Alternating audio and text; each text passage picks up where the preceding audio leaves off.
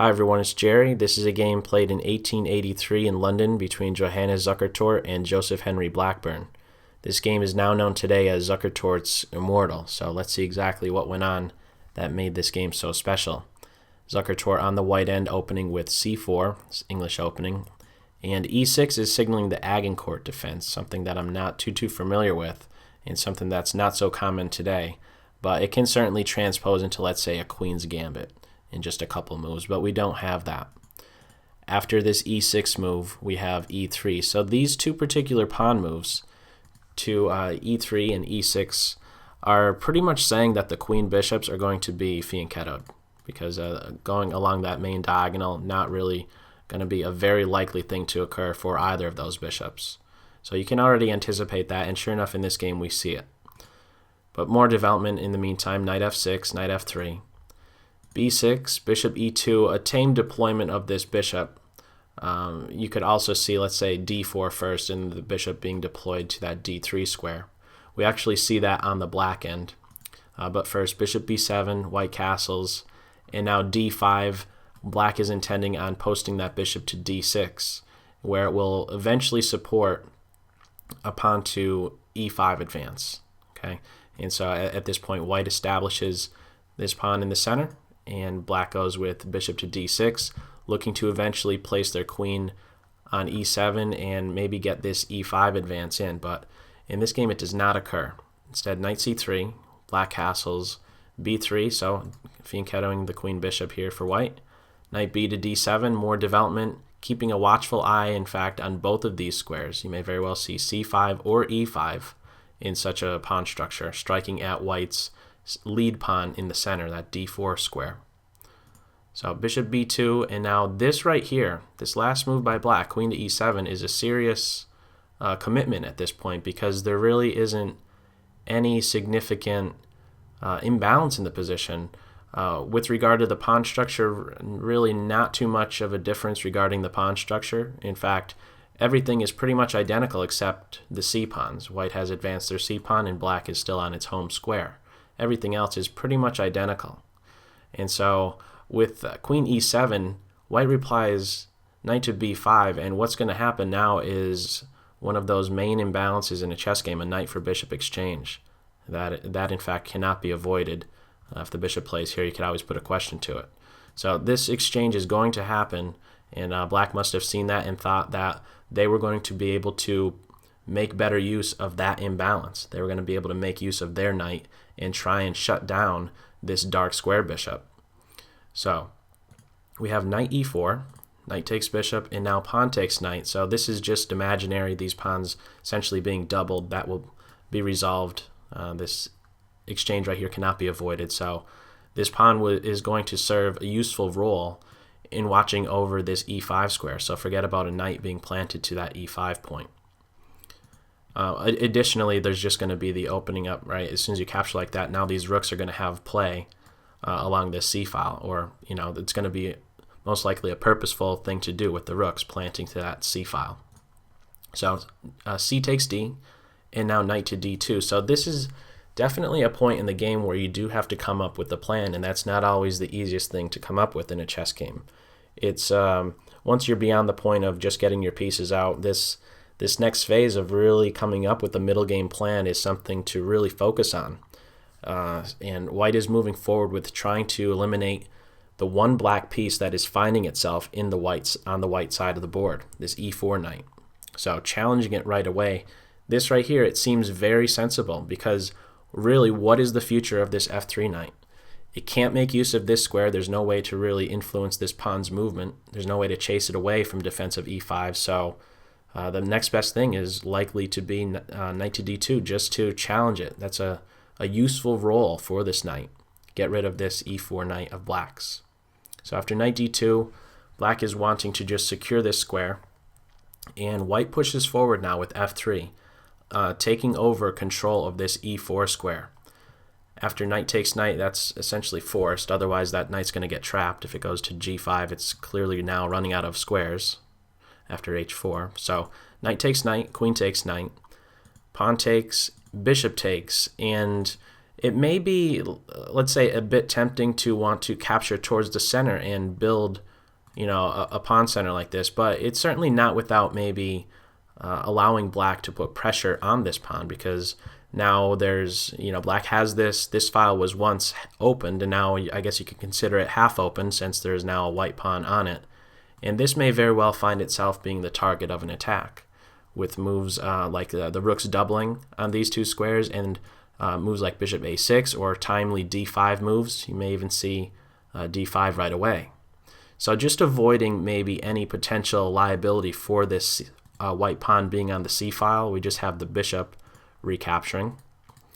And now black moving forward with d5. So this is a pretty good pawn structure here on the black end. Chasing this bishop away, where does it go? d3, definitely the best place. Looking to now get in this e4 advance. So in the meantime, what does black do?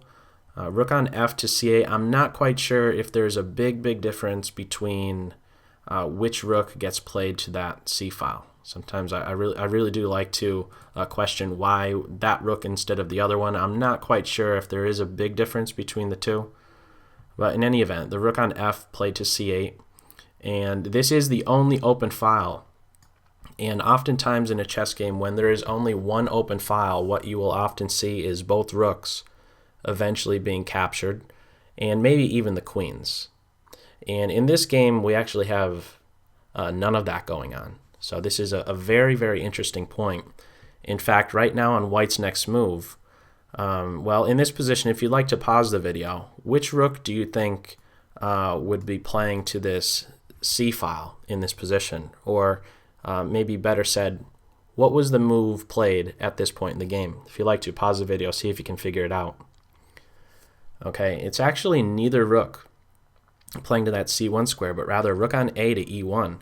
So this seems like a little bit crazy maybe, because in the meantime black can be doubling on the c file, and that's exactly what's going on. We have rook c7, but what is this rook on e1 doing? It's supporting this advance. So white is seeing that black could make these moves which kind of or position the rooks on squares where they just kind of, I guess, look pretty, but what are they doing beyond that? That's all they're doing at this point, because really there's no entry points. If you're going to, in a chess game, occupy an open file, that next thing you should be looking to do is position your rook on, let's say, white's second rank, or get down to the back rank. But there are no successful entry points. All of these squares right here are covered just by the bishops alone. And it's not an inconvenience whatsoever for the bishops to be positioned like this. They're serving a good role. In particular, this bishop, for the moment right now, watching over that e4 square.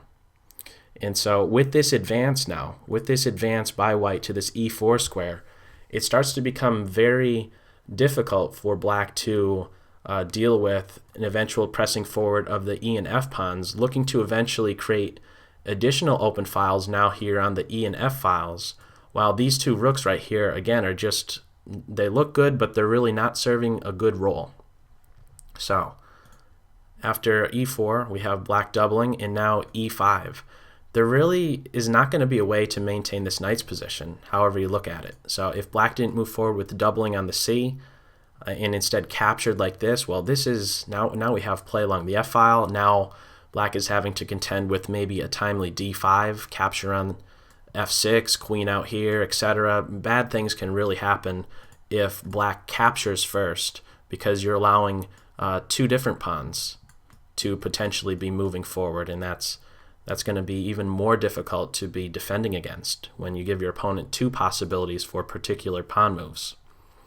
So we just have the doubling on the c file, and now e5, pressing forward, kicking this knight away. The best defensive square, that f6 square, the knight has to go elsewhere, and it decides to go to e8, and white is just pressing forward again, looking to get this pawn to f5, and black puts a quick halt to it with g6, but right now we have a rook lift, so not getting this move in just yet.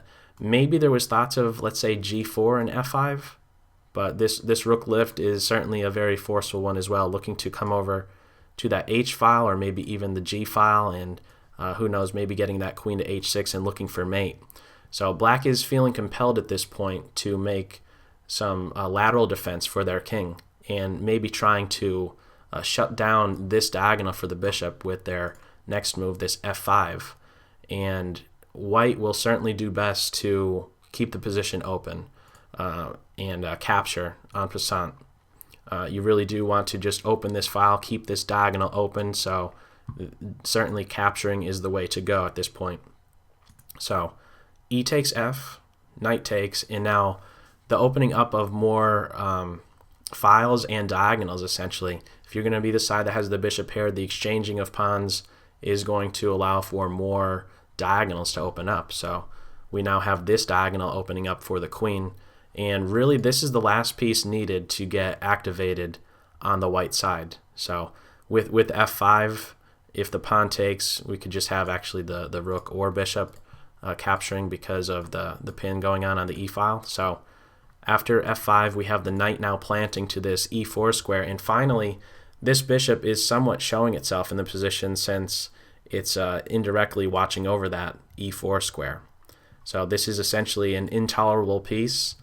We saw earlier the one black knight, white got rid of it by playing knight to d2, and now the other one is planted there and it's quickly removed. Bishop takes, pawn takes bishop, and now f takes g6. So at this point right here, and these are maybe some of the reasons which have attributed to this game being known as Zukertort's Immortal, it's the depth of calculation right here. It's knowing essentially 5 moves down from this position what exactly to be doing. And there are a couple, I guess you'd say, bombs that are dropped on this position in a short time from now. So a very critical point is this one right here. A lot of calculation was certainly needed at this point. So moving forward, f takes g6, and we now have rook c2. So certainly strong calculation was needed at this point. Hitting both queen and bishop, if the queen moves right now, we're just going to have this bishop, it's dead. So we don't have that just yet. Instead, first, g takes h with check, and now king in the corner. So this is often the case in a chess game. The king will just avoid capturing that pawn so as to shelter it a bit more, kind of using this white pawn as a defense for the black side, just kind of hiding behind it. Otherwise we'd have rook h3 check, that sort of stuff going on. So king goes to the corner, and now not a reaction just yet to the rook threat on the queen.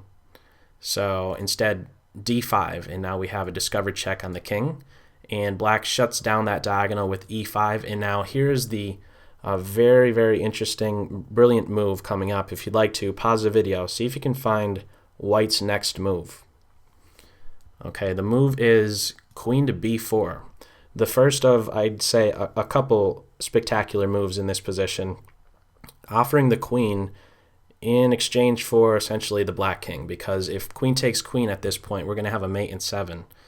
Now this was not played, but this is just covering what would that mate in 7 look like. Well, it's going to start off with this bishop finally coming to life. Bishop takes e5 with check. King takes pawn is the only move. Rook h3. If the king plays here, it's just going to be a mate right away. So the best resistance, I guess, is seen with king to g5, or king to g6, excuse me. Rook f6, and if the king plays here, we would have check, check, and wherever the king goes, the bishop is going to give check. And then, well, actually, if it goes here, it'd be mate. And in the other direction, we would have first check, and then mate. One other variation would be after this check comes into play, rook to f6, if king to g7, we would have rook check. If the king plays here, it's just a quick mate. And if the king goes to the light square, we give check. King here is forced, check, and then finally mate. So however you slice it, it's going to turn out to be mate if the white queen is captured in this position right here. So instead, we have rook to c5, and now white following up with another one, a really, really spectacular shot, rook to f8, diverting the queen away from the defense of this pawn. And if we have queen takes rook here, now we have bishop takes pawn, king takes, queen takes, etc. This is going to lead to a quick mate. If king here, we could just have queen g6 and then mate next move. Or if the king goes here, we're just going to have mate coming up very quickly. This is, I guess, one way to go ahead and finish off the game. In fact, there's like 4 different mates from this position. Pick your favorite one. So that was not the variation that was played. After rook landed a check on f8, we just have king takes pawn, and now the queen could take on e4 with check, king g7, and the game finishes up very nicely. However, there was a quicker way to go ahead and win. I will show that, but we did have in the actual game bishop takes pawn, king takes rook, bishop to g7, trying to chase away the king from defense of the queen. If king takes, we're just going to be grabbing that queen, and if queen takes bishop, we would have a really nice mate on that e8 square. But how this game finished up, bishop to g7, king g8, queen takes queen, and black ended up resigning. So one other variation would have been after king to g7, this rook check. If the king doesn't take the rook, it's going to be queen to g6, and that's mate right away. So king takes rook. It's essentially just these 2 pieces alone that could really kill black. We could have queen check. If the king goes to either of these squares, we'd have rook going to, let's say, that f3 or h3 square. So we'd have something like this going on, which is going to be leading to mate. But as it was in this game, after bishop takes, king there, bishop g7, king g8, queen takes queen, black ends up resigning. So that's all for this video. As always, I hope you got something out of it. Take care.